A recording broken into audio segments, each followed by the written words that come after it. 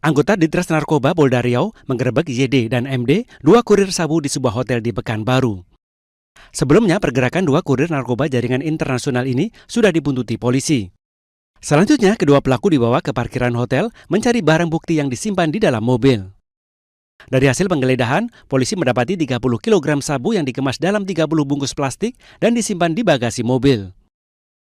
Saat hendak dibawa ke Mapolda Riau, salah seorang pelaku berusaha kabur dan terpaksa dilumpuhkan petugas.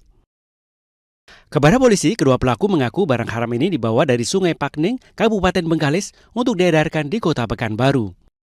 Terkait pengedar lainnya, Polda Riau sudah mengantongi nama kurir dan bandar narkoba dari Malaysia.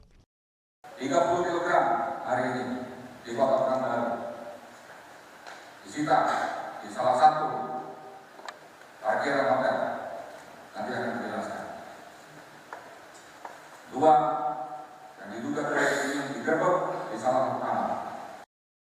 Atas perbuatannya, kedua tersangka dijerat Undang-Undang Narkotika Nomor 35 Tahun 2009 dengan ancaman hukuman mati atau pidana 20 tahun penjara. Dari Pekanbaru Riau, Indra Yosri Rizal, iNews melaporkan.